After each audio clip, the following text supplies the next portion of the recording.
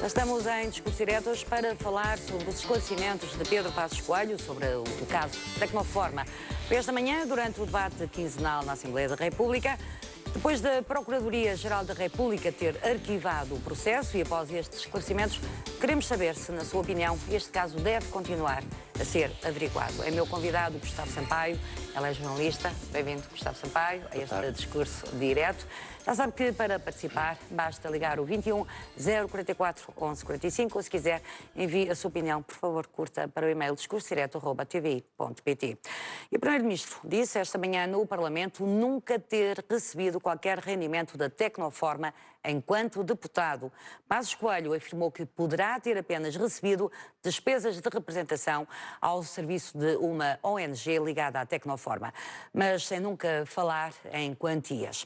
O líder do Executivo autorizou a consulta de parte das declarações de rendimentos facultadas à Assembleia da República. E eu lembro que a Tecnoforma, a empresa envolvida neste processo, os responsáveis dão hoje uma conferência de imprensa às 5 da tarde, uma conferência de imprensa que iremos, como é óbvio, acompanhar.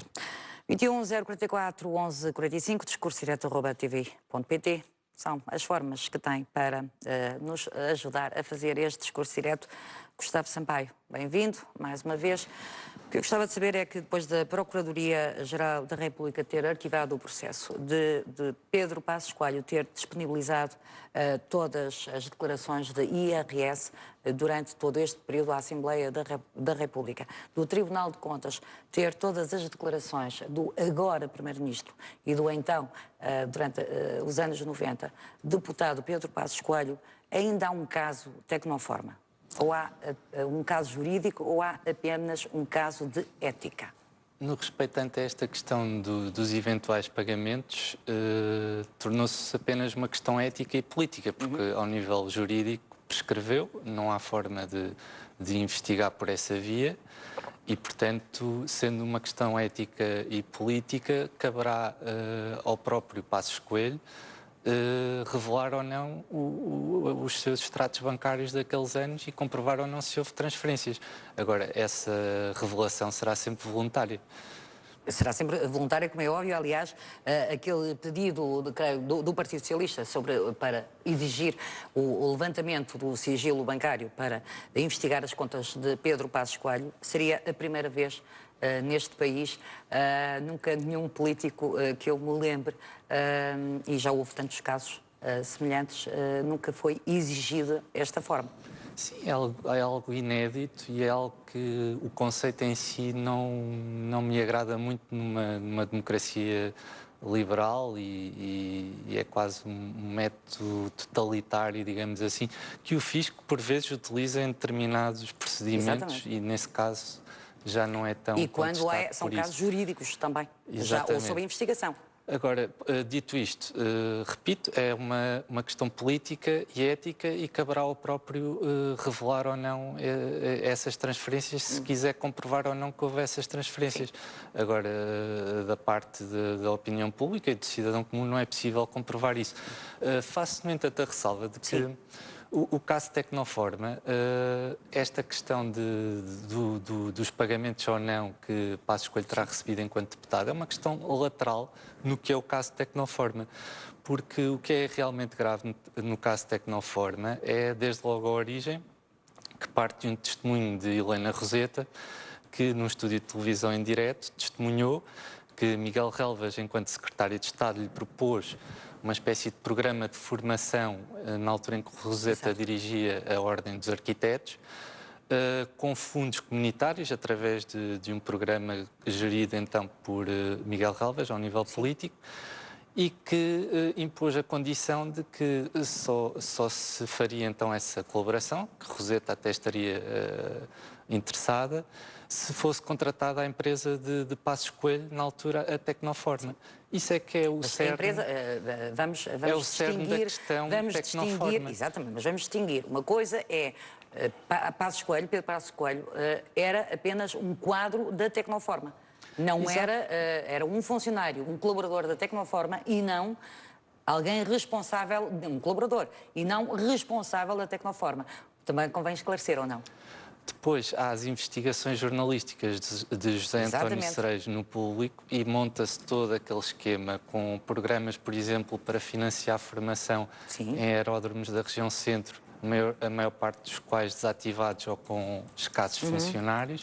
Portanto, estamos a falar de financiamento para projetos de utilidade nula e concretização nula, pelo que se percebeu dos artigos jornalísticos que lemos, e isso é que é o verdadeiro caso de Tecnoforma. É como esta empresa, utilizando toda essa rede de contactos e toda essa geração Tecnoforma de Pedro Passos Coelho, Miguel Relvas ao nível político, Paulo Pereira Coelho, Francisco Nogueira Leite, que hoje dirige a Parvaloram, portanto, como toda essa estrutura conseguiu canalizar subsídios e financiamento europeu para uma empresa dar formação com projetos que não se percebe qual é a utilidade e qual foi a concretização dos mesmos.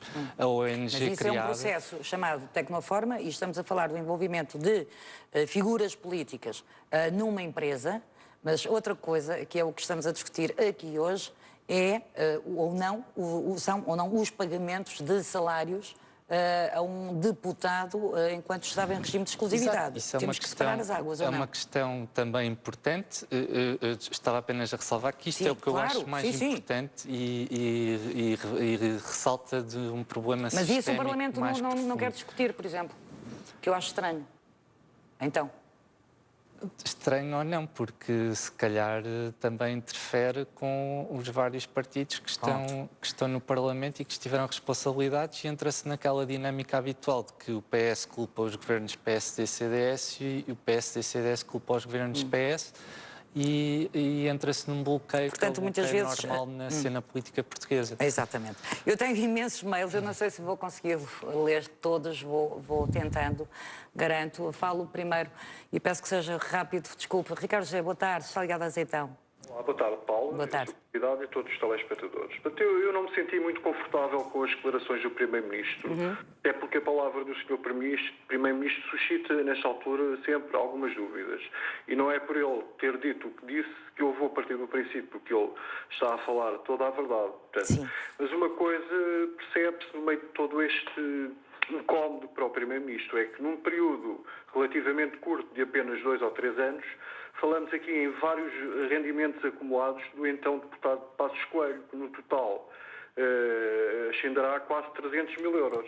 Não ficou provado o Ricardo José, não é? Mas entre o salário que ele recebia como deputado em regime de exclusividade, a que somou o subsídio de reintegração, 100 mil euros, mais 25 mil da comunicação social, e para cima, provavelmente, de 100 mil euros da Tecnoforma não declarados, independentemente do valor ter sido recebido na forma de salário ou de despesas de representação.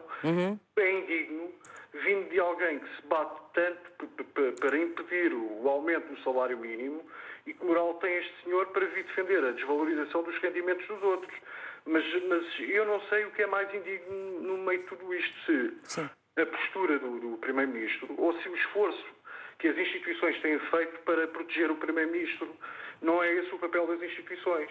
Mas, no entanto, a dúvida permanece e isso é inaceitável porque os portugueses têm o direito de saber se o seu Primeiro-Ministro é um homem vertical, ainda mais porque falamos do chefe de Estado, do chefe de um governo que fez do combate, e bem, ao crime de evasão fiscal uma das suas principais bandeiras.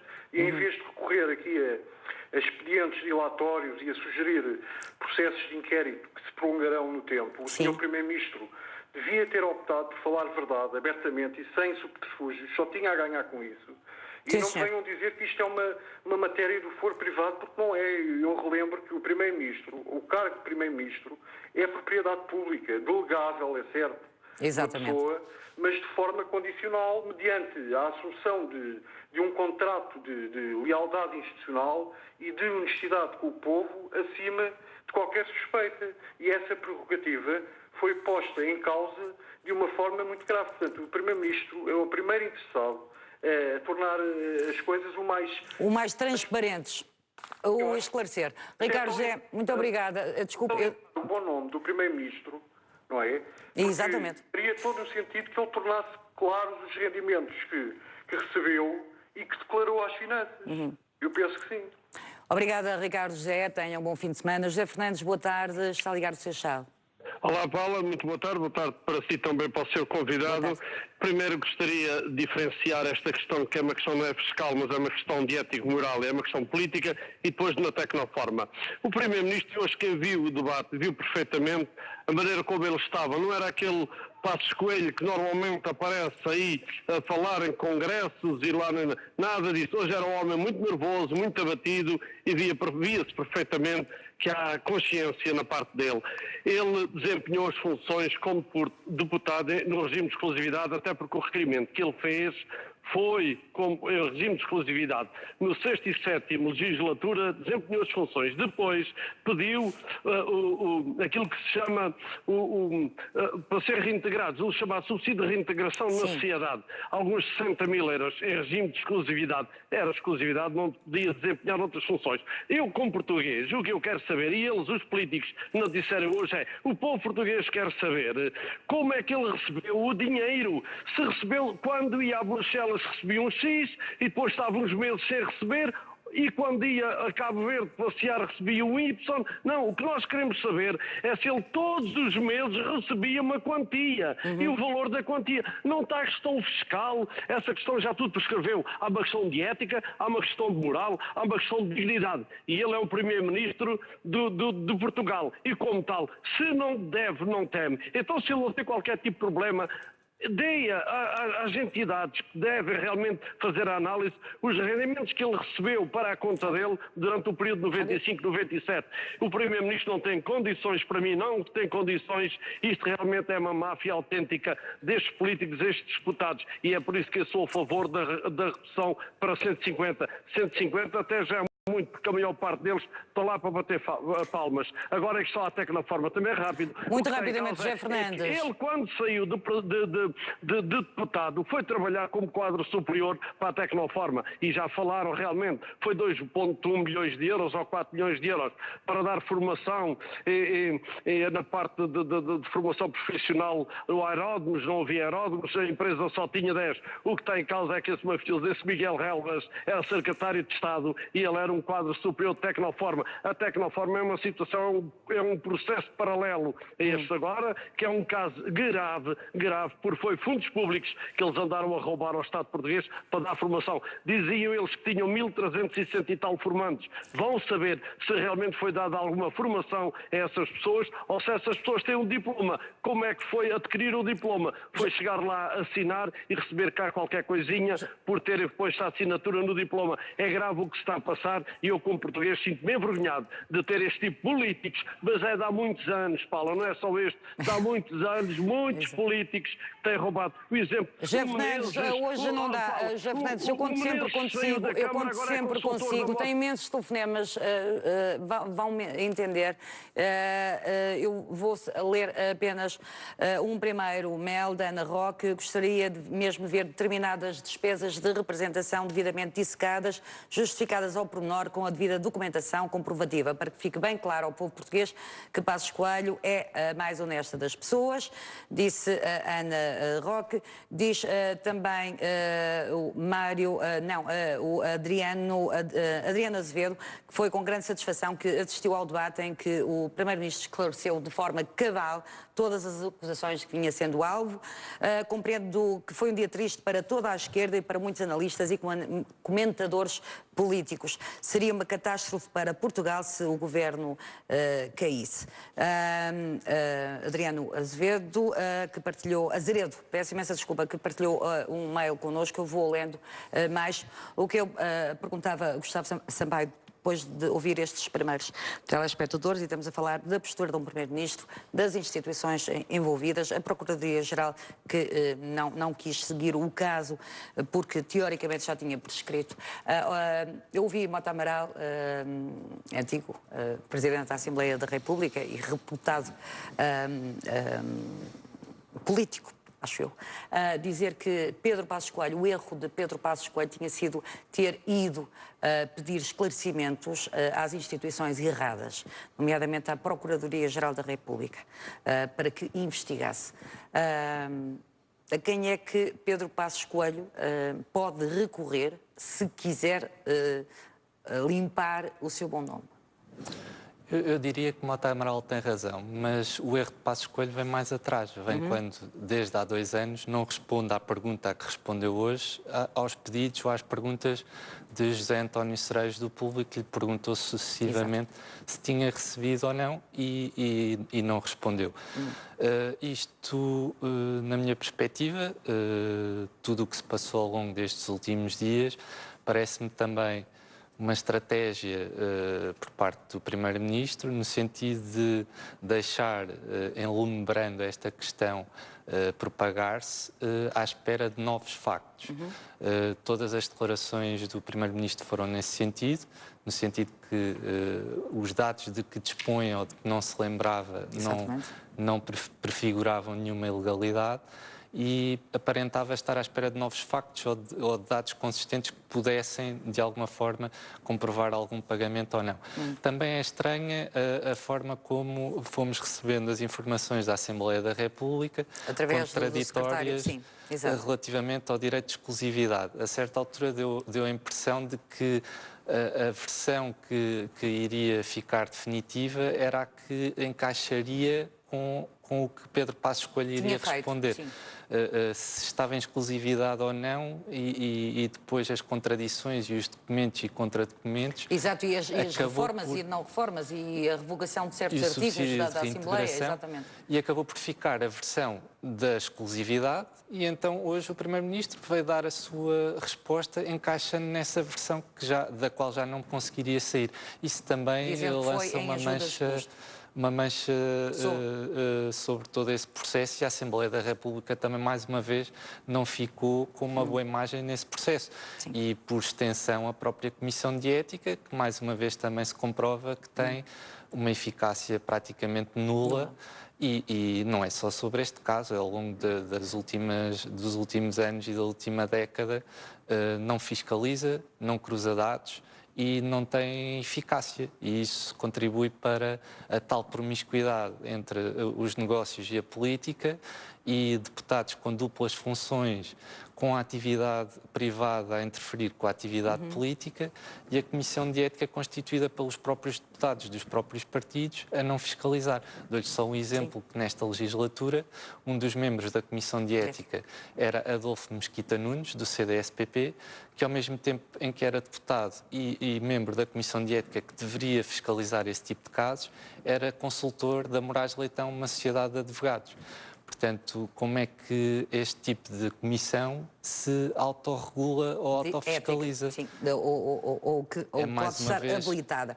Diz a Ana Almeida que Passos deu a resposta que todos lhe pediam, disse não recebi salários, disse-o tarde, deixando que se instalasse a desconfiança, mas tal não autoriza pedidos de levantamento de sigilo bancário nem perseguições em praça pública. As pessoas esquecem-se de que os políticos são o espelho do povo, não vêm de Marte, nem são de geração espontânea. É a Ana Almeida que o diz também. José Magalhães, boa tarde, está ligado ao Porto. Boa tarde, muito boa tarde para si, boa tarde para o seu convidado. Eu tenho a idade que tenho, portanto, e ao fim de 40 anos de democracia, a pior coisa que realmente nos pode acontecer é exatamente aquilo que acontece no futebol, que é o fanatismo partidário. Nós temos mais ou menos 2 milhões de pessoas que, independentemente daquilo que os seus líderes partidários possam fazer ou deixar de fazer, vão sempre dizer e vão sempre votar no partido. E este caso, Passos Coelho, é à conclusão que chego. Depois de ler muitos comentários e notícias nos jornais, há pessoas que, defendendo a sua dama, vão sempre até ao fim votar no seu partido. E o que é que isto acontece? Significa o quê? Que em 40 anos o sistema político criou ele próprio um sistema interno que leva a que os próprios partidos se autossustentem e em redor deles, em redor dos partidos, criem uma teia de interesses que leva a que seja muito complicado punir seja quem for, porque aquilo que aparentemente que era ilegal passou a ser legal. Mas aproveitando a presença do seu convidado, que eu por acaso, quando me inscrevi, não reparei que era o Gustavo Sampaio, Há um livro muito interessante dele, que é Os Sim, Privilegiados. Exato. Não é aquele que eu reparei que ele tem aí no balcão. Ou melhor, peço desculpa, eu referi balcão, isso, a vossa mesa de trabalho. São os facilitadores. Não faz mal, pode chamar balcão, isto nós atendemos. O seu convidado tem um livro muito interessante, penso eu que será que é o primeiro dele. Que é Os Facilitadores, exatamente. Sim, mas esse é o novo, que eu ainda não li. Mas há um outro anterior, que é Os Privilegiados. Os Privilegiados, sim. Em que qualquer cidadão português, depois de o ler, ou das duas uma, ou continua a ser estúpido, ou então evolui. E eu acho que lendo o livro do seu convidado, eu evolui bastante. E lendo o livro da primeira página até à última, realmente chego à conclusão que estes partidos, nomeadamente os partidos que sempre governaram este país, e com isto não estou a dizer para votar nos outros, não é isso, mas realmente foram sempre 3 que nos governaram, olhando para aquilo que, por exemplo, está descrito nesse livro. E, portanto, o seu convidado não fez mais do que um trabalho de investigação, que são factos. Realmente nós vivemos, não é numa democracia, nós vivemos num pântano que não nos leva a lado nenhum e que as pessoas devem evoluir, devem ter a consciência de que se nós queremos evoluir como país, não podemos ser fanaticamente adeptos do partido A ou do partido B, mas temos que ser cidadãos portugueses. Eu deixo um apelo a quem quiser, compre o livro desse senhor, ou leia, ou veja na internet. O livro chama-se Privilegiados. Acho que vão abrir os olhos e os horizontes para aquilo que é a democracia e aquilo que os partidos e os senhores deputados realmente na sua vida privada fazem. E fazem, neste caso, muito mal. Ou aquilo que nós devemos exigir de todos os políticos e de todos os que intervêm na causa pública. Eu deixo a sugestão, leiam o livro do seu convidado. Olha, e coincidência, ainda bem que o levou aí, porque eu não conhecia, não sabia, nunca tinha visto a cara do Pronto, ficou a conhecer a cara do Gustavo Sampaio. É verdade. E este segundo livro também, Os Facilitadores, também. Sim, que eu por acaso já o comprei, mas ainda não li. Obrigada, José Magalhães. Bom fim de semana. José Ferreira, boa tarde. Está ligado de Coimbra. José Ferreira? Cá estou. Olá. Boa tarde. Boa tarde, Dona Paula. Olá, boa tarde. E o seu convidado. Dona Paula, eu com 70 anos quase, eu nunca pensei que depois da Abril tivesse que aturarem tanta mentira. Olha que eu acompanho a Tecnoinforma já há muitos anos. Chamou-me a atenção e eu comecei a acompanhar em pormenor. E tenho muitos dados, muitos. E hoje, quando eu vi na Assembleia da República, que é a Assembleia do Povo, mas está transformada numa Assembleia de meia dúzia de indivíduos irresponsáveis. Quando eu ouvi aquelas declarações, eu disse, pronto, Zé Ferreira, tu, os teus netos e os teus filhos já não têm mais nada a esperar. Eu dei-me vontade de chorar, porque o povo português não merece isto.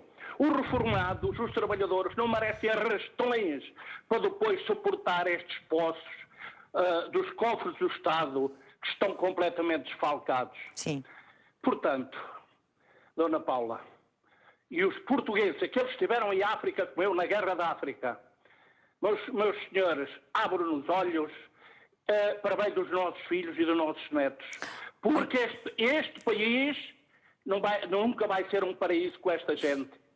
Porque mentem descaradamente. Porque na Assembleia da República estão lá só 2 ou 3 partidos.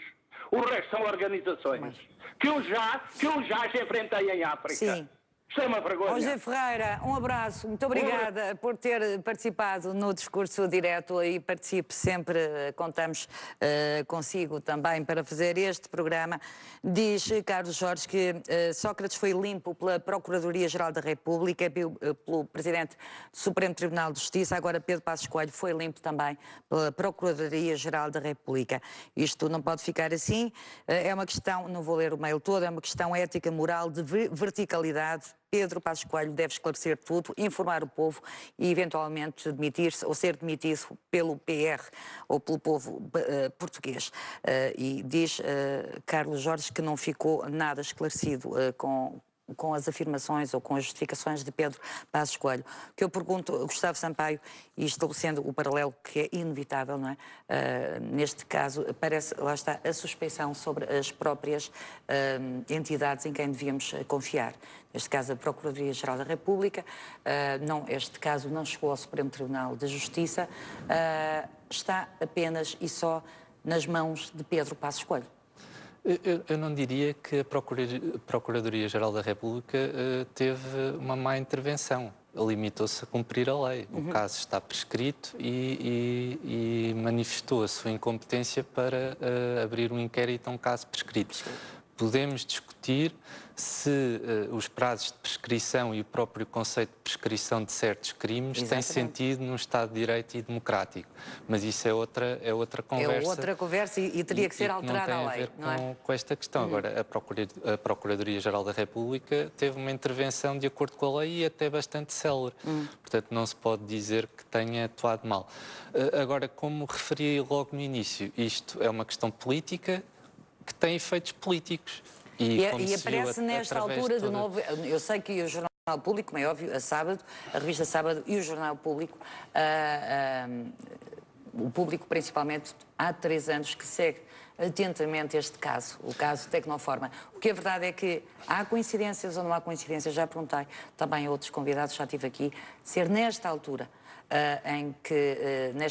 que aparece de novo, ou aparece esta denúncia anónima sobre Passos Coelho, na Procuradoria. Há coincidências? Não sei, sinceramente não sei.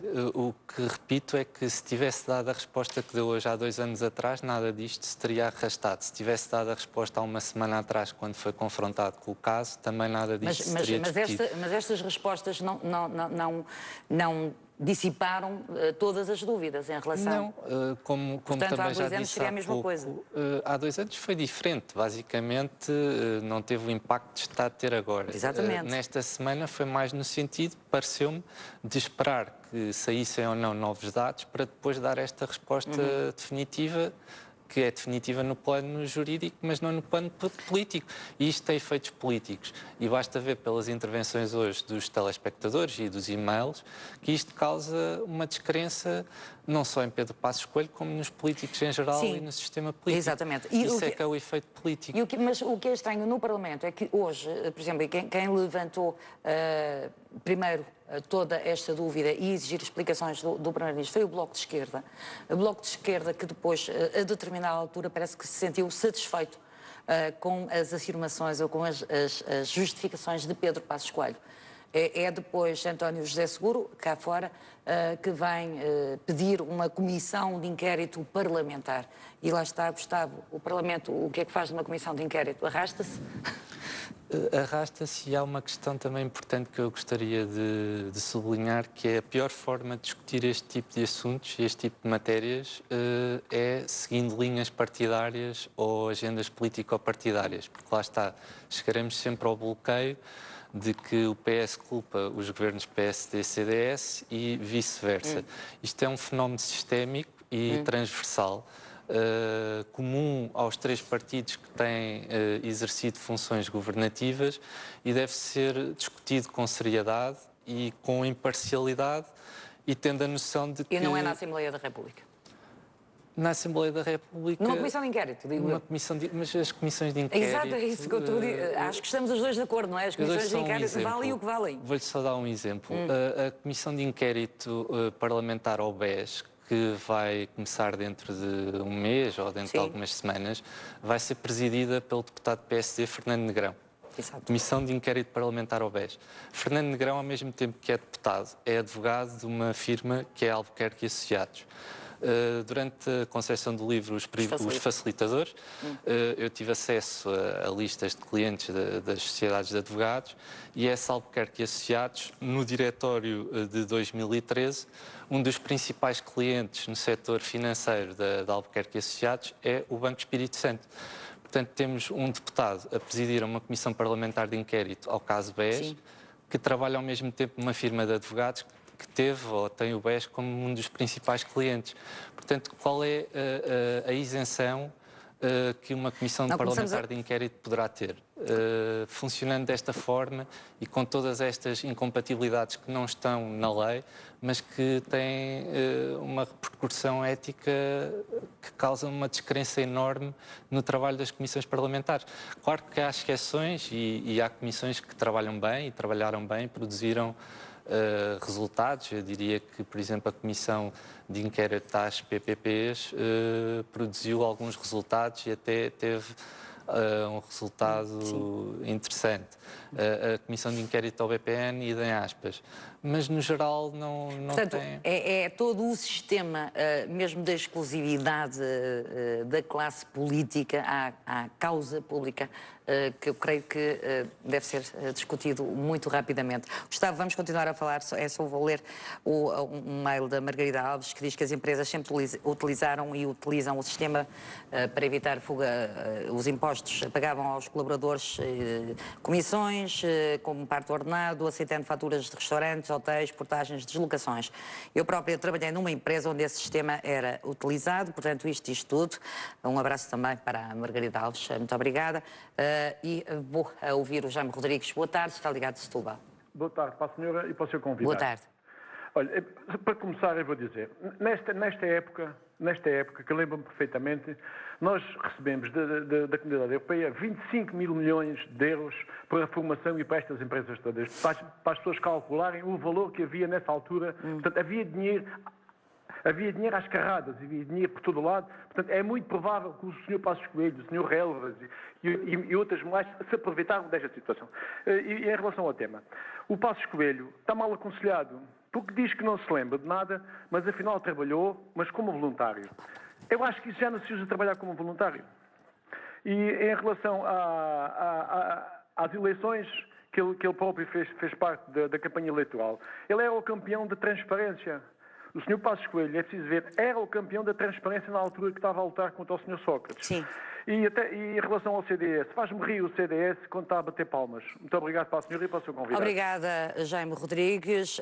Diz o Sérgio Barata, e eu não vou entrar, garanto, em polémicas. Lamentável a forma parcial e tendenciosa como a apresentadora conduz o programa. Conseguem ler isto em direto consigo? Isto e muito mais.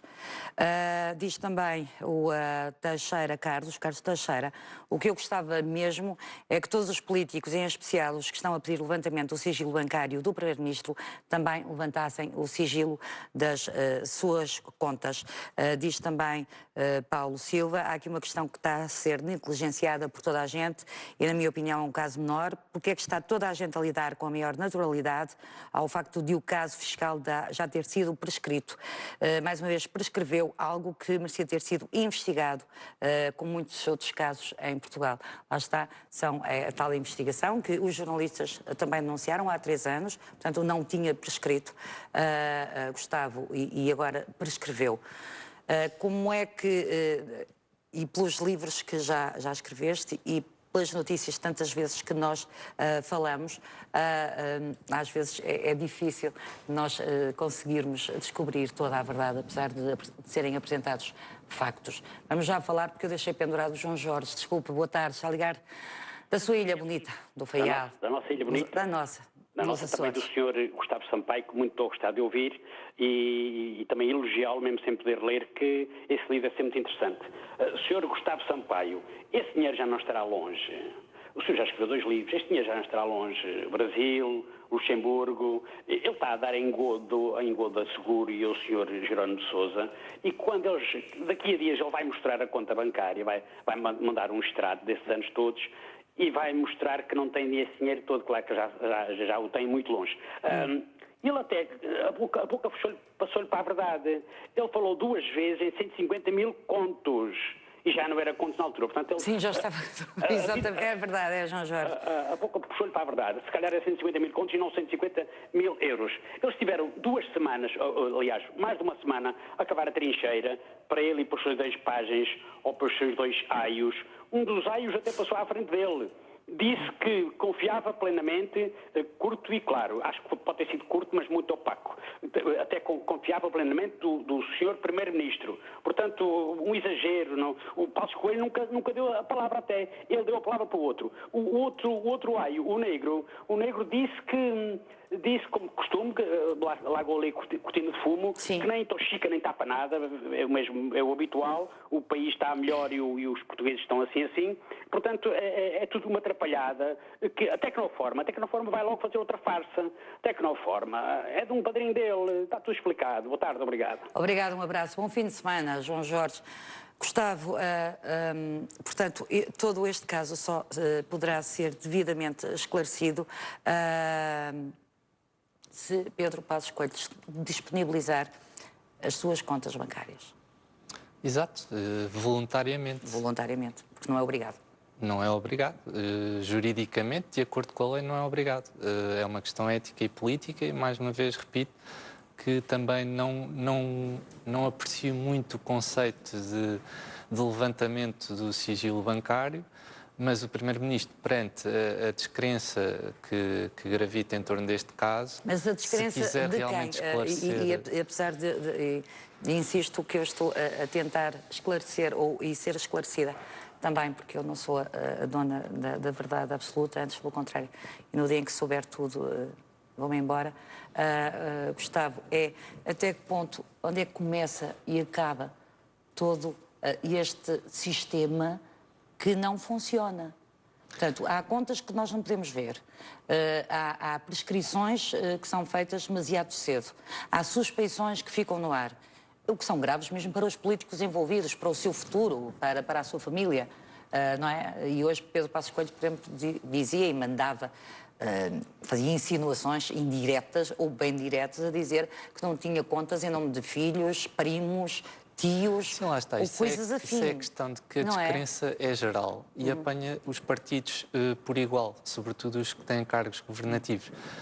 Se nos elevarmos um pouco e de uma perspectiva mais distante, observarmos e ouvirmos o debate de hoje no Parlamento, ouvimos um Primeiro-Ministro a falar de despesas de representação, faturas de almoços, a ter que justificar situações completamente absurdas. E é uma situação quase caricata, quer dizer. E depois com as indiretas, também essas indiretas a José Sócrates, ao anterior Primeiro-Ministro em funções. E estamos neste género de diálogo no Parlamento. Isto em que nós somos os espiões, em que os portugueses são os espiões, continuam a ver... Os portugueses são espectadores, assistem a este jogo já há muitos anos. O sistema político e a cena política portuguesa está completamente bloqueada e há vários anos que assistem impotentes a toda esta situação. Que lá está. Os partidos, quando estão na oposição, dizem uma coisa, chegam ao governo, dizem outra. E depois aquela dinâmica de que o PSD e o CDS culpam o PS e o PS culpa o PSD e o CDS, que é comum a quase todas as situações e a todas essas comissões parlamentares, por exemplo. Mas eu volto a referir que esta questão das verbas é importante, mas eu acho mais essencial e acho que o núcleo central do caso de Tecnoforma vem de trás e vem da atividade da Tecnoforma. E relembro a entrevista e há pouco referiu que Passos Coelho não era um dos responsáveis da Tecnoforma, mas o principal responsável da Tecnoforma deu uma entrevista à revista Sábado, em que explica o que é que Passos Coelho fazia na Tecnoforma, em que a certa altura diz: o Pedro abria todas as portas. Isto, lá está. Isto é que é, de facto, a questão central de como se movem influências para captar recursos públicos. E não há coincidências a ver e a tal promiscuidade que António José Seguro está farto de referir, mas não explica bem e não apresenta casos concretos, consistentes e bem explicados. Também, exatamente. E vamos... Gustavo, o nosso tempo está a acabar, eu peço imensa desculpa. Gustavo Sampaio, nós nunca esquecemos assuntos aqui na TV e, portanto, vamos continuar a falar. Vamos acompanhar agora as explicações também da Tecnoforma às 5 da tarde. Queria aproveitar para agradecer o convite e também para agradecer as referências dos telespectadores, nomeadamente aos meus livros, e o meu agradecimento. Exato, e é bom que haja leituras que nos esclareçam também. Muito obrigada. Obrigado.